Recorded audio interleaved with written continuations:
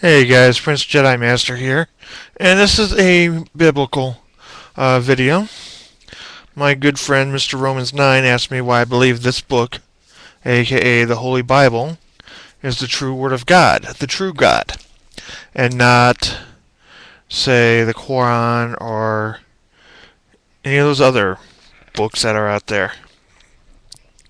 Um, I've been through a lot of that stuff. I've gone through many different cults in my life before I actually found the truth.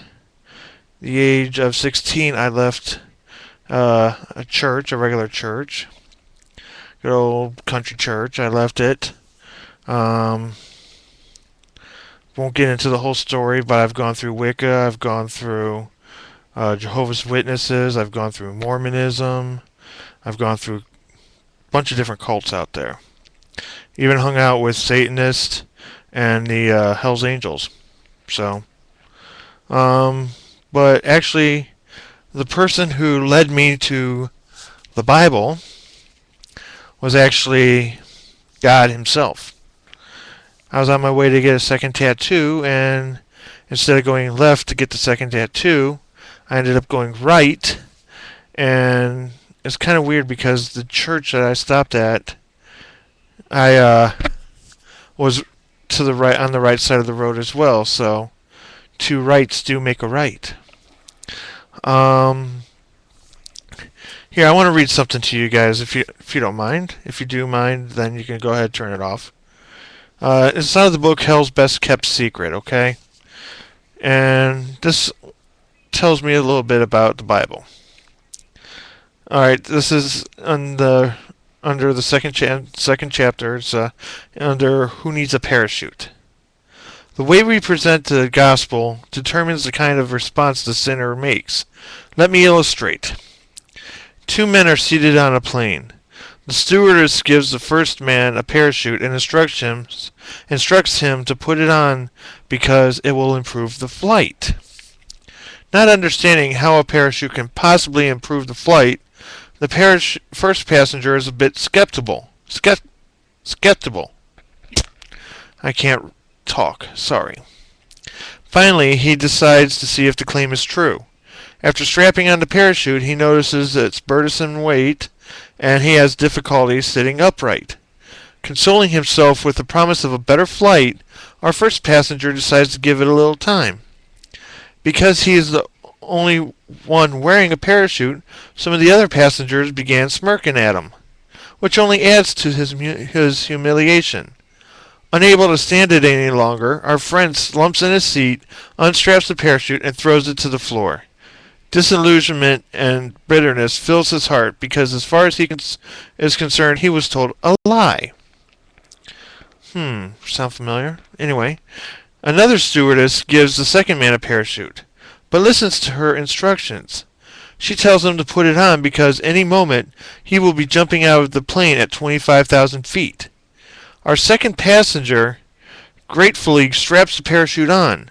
He doesn't notice its weight upon his shoulders, nor that he cannot sit upright. His mind is consumed with the thought of what will happen to him if he jumped without it.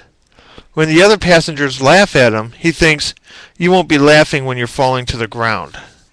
Let me tell you guys something, okay?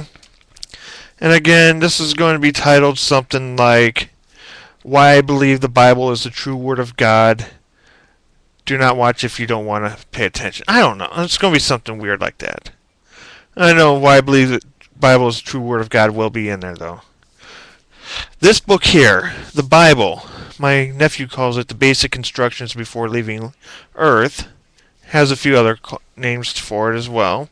All Christian, by the way. This book here is the proper instructions that God has given us. This is the instructions on the parachute. The parachute is Jesus. And we have got to have him in our hearts. Excuse me, please. We've got to have him in our hearts if we're going to survive what's coming up. I'm not talking about World War III. I'm not talking about anything that happens on Earth here. But we need Jesus in our hearts if we're going to survive the end.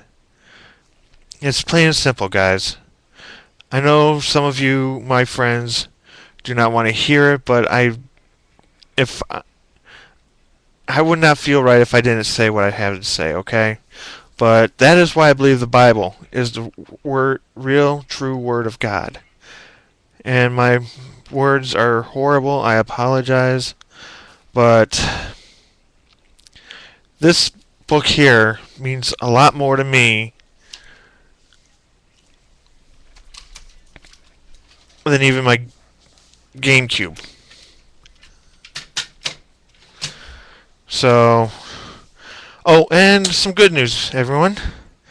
I was able to get some Mercy Me tickets for the upcoming concert in Akron. So yeah, get to see Mercy Me. I think the group's name is Feet, and also Johnny Diaz. I really like him as well.